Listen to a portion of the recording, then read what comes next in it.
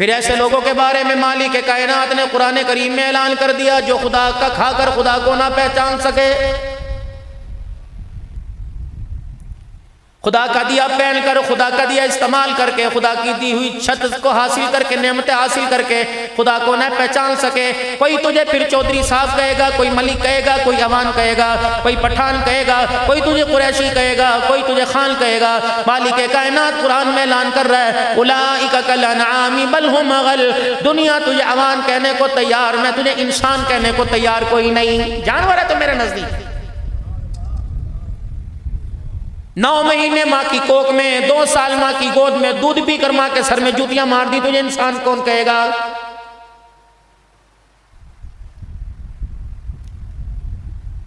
चार बच्चे बाप की खिदमत को, बाप की एहसानात को तस्लीम नहीं करते। अम्मा अब्बे नु कहीं मेरे नाल गाली कोई ना करे, मौलवी साहब मेरे को प्यो को पूछो तो सही, मेरे प्यो ने मेरे लिए कीता की है। यही प्यो 4 दिन पहले मेरे पास आया था और आके कह रहा था मौलवी साहब अल्लाह की कसम अगर मैं मर गया तो मेरे मरने की वजह ये मेरा बड़ा बेटा होगा। इतना इसने मुझे सताया है।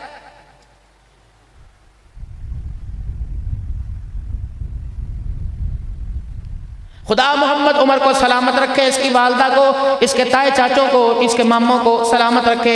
लेकिन मेरे अजीजों हमारे यहाँ एक बड़ा रवाज है, खुदा के वास्ते मेरे पे फतवा ना लगाना, मेरे पे बोहतान ना लगाना, मेरे पे उंगली ना उठाना। पहले ही मैं मराया हूँ। मेरे अजीजों में आप हजरात से कुछ सवाल पूछ के जा रहा हूँ। आज मेरे बोलने का वक्त है, आपके सुनने का वक्त है। आज आप सवाल नहीं करेंगे, सवाल आपसे मैं करूँगा।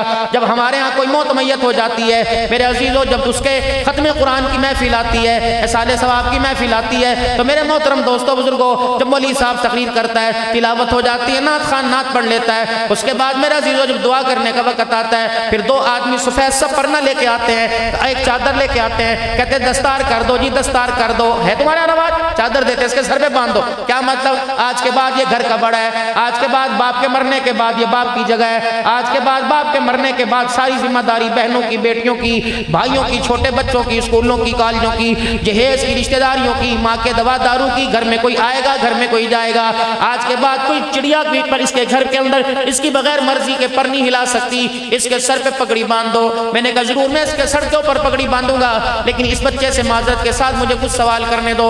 अगर ये मेरे सवालों के जवाब पर पूरा उतर आया तो पगड़ी में खड़े होकर दुरूद शरीफ पढ़ के बांधूंगा, वरना मेरे भाइयों ये काम आप कर लो, इस काम के लिए मुझे जहमत मत दो। कहने लगे मौलवी साहब बताओ क्या सवाल करोगे? मैंने कहा अब्बा का इंतकाल कब हुआ था? 4 दिन पहले इंतकाल हुआ था। मैंने कहा कसम उठा के बतला, जब सूरह यासीन सुनाने का वक्त था, सूरह मुल्क सुनाने का वक्त था, मैं मोहम्मद उमर की बात नहीं कर रहा, इसे तो ये मौका ही कोई ना मिला।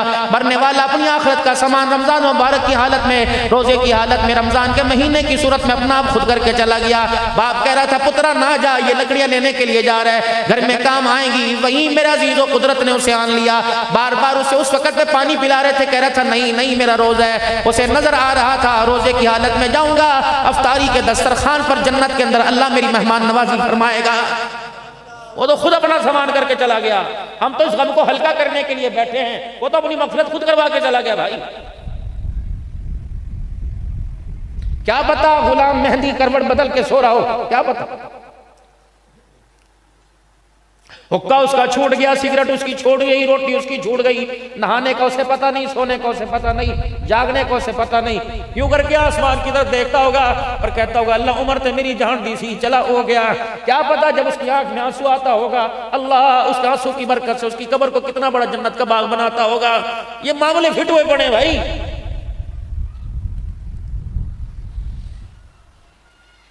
आज अब्दुल हन्नान उसके साले सवाब की महफिल में आया, कल गुलाम मेहंदी ने भी तो उसका जनाजा पड़ा होगा, पीछे हाथ बांध के खड़ा होगा। सलाम फेरने के बाद बेटों ने पकड़ के कहा होगा अब्बा पुत्र दा मुंह देख ले। जब उसने यूं मुंह करके देखा होगा और यूं करके रोया के दिखाया होगा, तुझे मुझे तरस ना आए, आसमान के कितने फरिश्ते उसके आंसुओं को लेने के लिए आए हो।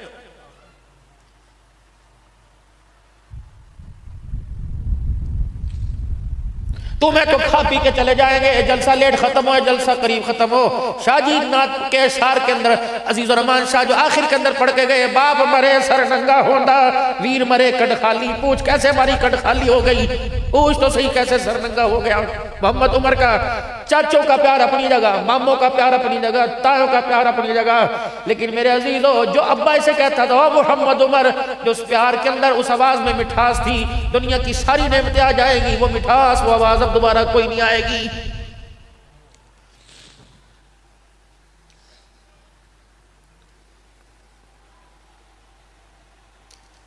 चौड़े चौड़े होके पगड़ियां बनवाने के लिए बैठ जाते हैं। बताओ जब सूरह यासीन सुनाने का वक्त आता है उस वक्त कहाँ होते हो? जब गुस्ल देने का वक्त आता है उस वक्त कहाँ होते हो? जब जनाजा पढ़ाने का वक्त आता है उस वक्त कहाँ होते हो? जब कब्र में उतारने का वक्त आता है उस वक्त कहाँ होते हो? जब मुंह सीधा किबले की तरफ करने का वक्त आता है उस वक्त कहाँ होते हो? जब मट्टी डालने के बाद कब्र के सराने खड़े होकर सूरह बकरा पढ़ने का वक्त आता है उस वक्त जवान बच्चा नजर नहीं आता, पगड़ी बनवाने के लिए पास आके बैठ गया है।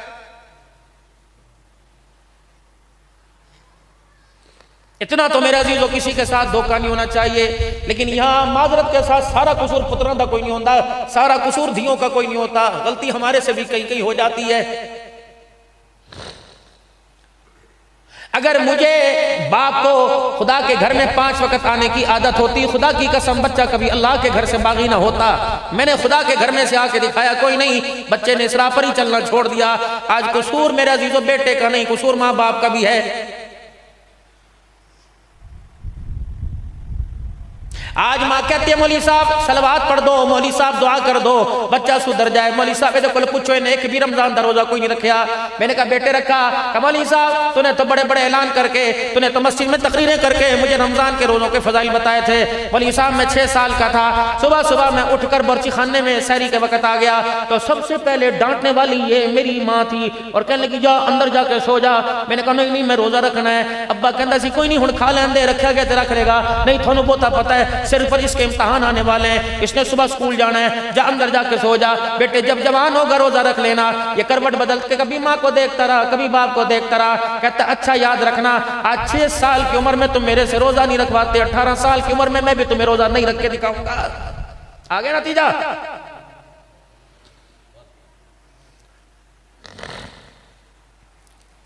जिस बाप ने जिंदगी के अंदर तरावी, मेरे प्यारो अल्लाह से क्यों दुआ नहीं करते? मौली साहब दुआ करवाओ बच्चा बड़ा होकर फौजी बन जाए, मैंने फौज में भर्ती कराना है। मौली साहब मेरे मेडिकल का इम्तहान दिलवाना है, क्यों दुआ नहीं करते? मौली साहब आज रो के अल्लाह से दुआ कर दे, आज रो के बज़्म हैदर कर्रार के बानी सदर की मग़फ़िरत के लिए दुआ कर दे और फिर उसके बाद हाथ उठाने वालों के लिए दुआ कर दे। अल्लाह मेरे खानदान में, मेरी नस्ल में, मेरी अकल में एक बच्चा कुरान का हाफिज बना दे। हर रमजान के महीने में मेरा बच्चा मुसल्ले पे खड़े होकर कुरान सुनाए और बाप पीछे खड़े होकर कुरान सुने। जब 27वीं रात को कुरान करीम मुकम्मल हो जाए मैं सलाम फेरूं, इधर मेरा बच्चा सलाम फेरे मेरे बच्चे की मग़फ़िरत का जरिया बन जाए, इधर मेरा बच्चा सलाम फेरे मेरे बच्चे के कुरान सुनाने की बरकत से माँ बाप की मग़फ़िरत का जरिया बन जाए। करवाओ अल्लाह से दुआ।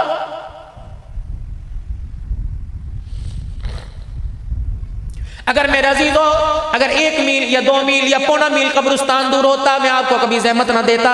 ये पिछवाड़े में पिछली दीवार में कब्रिस्तान है, चलो मेरे साथ चलें। और कोई भी ऐसा नहीं है जिसका कोई अपना पर आया मेरे अजीजों कब्रिस्तान की मट्टी के कब्र की मट्टी के नीचे दफन ना हो। चलो चलो जाके पूछे तो सही इल कब्र वालों से। अल्लाह अकबर। फरीद तुम्हारे कमरे में था, एक आवाज पे ठंडा पानी मिलता था मेरे अजीजों, बर्ची खाना तुम्हारी दीवार के साथ था, एक आवाज पे तुम्हें नाश्ता लस्सी परोठे मिला करते थे। साल हो गया मरे हुए, बताओ बीवी की तरफ से कोई तोहफा आया, बेटे की तरफ से कोई तोहफा आया, बाप की तरफ से कोई तोहफा आया, बहन की तरफ से तोहफा आया? ये कब्र वाले पुकार पुकार के कहेंगे झगड़ों की आवाजें तो आई, कुरान का तोहफा किसी की तरफ से भी कोई नहीं आया है।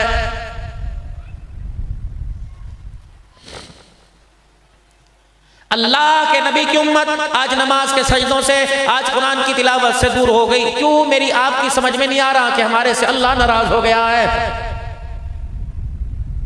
जो भाई रोजाना शाम को बाप के वेड़े में मिला करते थे आज अदालतों में जज के सामने मेरा अजीजों झूठे बयान देते, मुलाकात हो रही है फिर भी समझ नहीं आ रही अल्लाह नाराज हो गया है।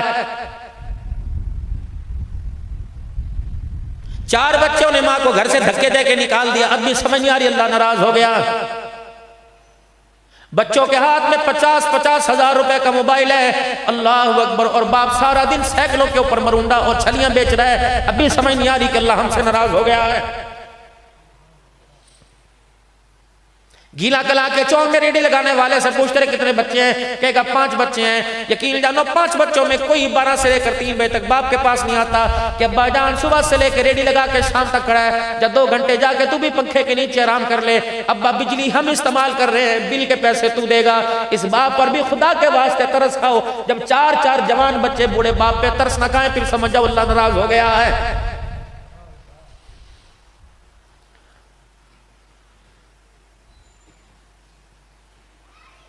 अभी मैं एक जगह मेरा अजीज तो बैठा हुआ था, 50 तोले भाइयों ने बहन को जेवर चढ़ाया, 50 तोले, कोई 60-70 लाख रुपया बहन की शादी पे खर्च किया।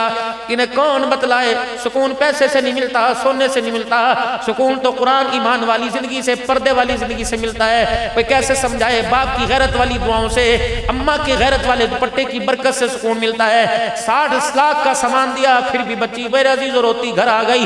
अब भी समझ क्यों नहीं आ रही कि अल्लाह हमसे नाराज हो गए।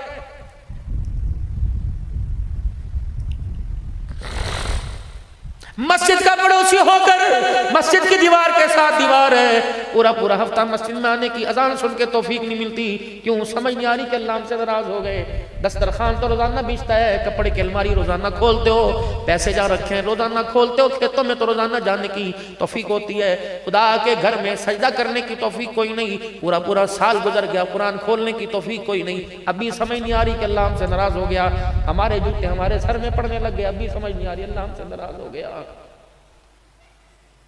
जो गंदम के ढेर हमारे घरों में रहते थे, अल्लाह अकबर, आज उस आटे की एक रोटी को रो रहे हैं, अब भी समझ नहीं आ रही अल्लाह नाराज हो गया।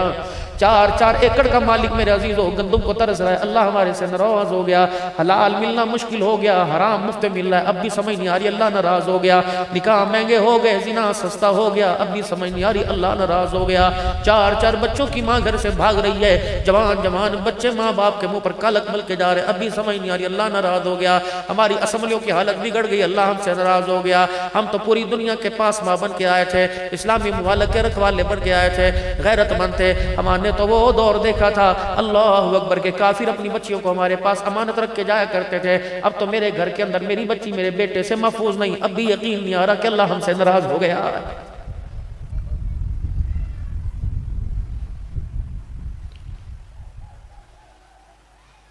मुसलमानों की इस्लामी रियासत थी जिसको हासिल करने के लिए 6 लाख खून की नदियां बही, 6 लाख मुसलमानों के गले पे छुरे चले, 6 लाख मुसलमान जिबा हुए, औरतों की इज्जत न बची। मेरे अजीजों, बाप यहाँ, बेटी यहाँ, भाई यहाँ, दूसरा भाई यहाँ, 70 साल हो गए मेरे अजीजों, सरहद पार एक भाई दूसरा भाई बैठा हुआ है। अल्लाह अकबर, जिस मुल्क को इतनी कुर्बानियों पे हासिल किया गया था वो मुल्क हमारे हाथों से जा रहा है, अल्लाह हमसे नाराज हो गया। मुझे नहीं पता मुल्क का दिवालिया हो गया कि नहीं, मुझे नहीं पता IMF ने कर्जा ना देने का ऐलान किया कि नहीं किया, मुझे नहीं पता वर्ल्ड बैंक वाले हमारे से नाराज हो गए कि नहीं, मुझे नहीं पता अमेरिका से दोस्ती रखनी चाहिए कि नहीं, मुझे नहीं पता रूस से दोस्ती रखनी चाहिए कि नहीं, मुझे नहीं पता हमारा मुल्क दिवालिया हुआ कि नहीं हुआ, लेकिन इतना कसम उठा के जरूर कहूंगा, अल्लाह की कसम, हमारे अखलाक का दिवालिया हो चुका है, हमारे किरदार का दिवालिया हो चुका है। मेरे अजीजों, जिस बेटी की गैरत को बचाने के लिए उठ जाग मोहम्मद बिन कासिम इस्लाम ने आज पुकारा है, उस गंगा पार से दाहिर ने तेरी गैरत को ललकारा है। वो राजा दाहिर ने गैरत को ललकारा था,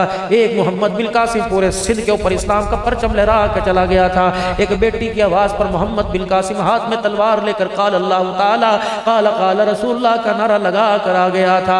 अल्लाह अकबर। मेरे अजीजों, ये मुल्क पाकिस्तान उस वक्त मेरे अजीजों गैरत बचाया करती थी, जिस गैरत को बचाने के लिए नौजवान सरदर्द की बाजी लगा लिया करते थे, आज उस गैरत का जनाजा हमारे हाथों से निकल रहा है। आज मेरे अजीजों, मैं अपनी बेटी को अपनी कुर्सी, अपना इक़्तिदार बचाने के लिए मैंने बेटी दाव पे लगा दी, मैंने बीवी दाव पे लगा दी। अल्लाह अकबर। जिस औरत का नंगा सर होता था सूरज भी बादलों में छुप जाया करता था, आज वो मेरी बेटी खुले नंगे सर अदालतों के अंदर नजर आ रही है, पुलिस उसे भरना नंगा कर करके मेरे अजीजों खींच के लेके जा रही है। खुदा की कसम, मेरा कोई किसी पार्टी से ताल्लुक नहीं, मेरा तो मजहब वाली पार्टी से ताल्लुक है, मेरा तो तबलीग वाली पार्टी से ताल्लुक है, मेरा तो ऐलान हक करने वाली पार्टी से ताल्लुक है, मेरा तो पगड़ी टोपी पगड़ी वाली पार्टी से ताल्लुक है, मेरा तो कुरान वाली पार्टी से ताल्लुक है। अल्लाह का दीन पूरी दुनिया में आम हो जाए, नबी का तरीका हर घर हर जिंदगी के अंदर जिंदा हो जाए, इस मिशन को लेके चलने वाली पार्टी से मेरा ताल्लुक ताल्लुक है, मुझे क्या पता कोई मर रहा कोई जल रहा। ज़हरल फसाद फिल बर्रि वल बहरि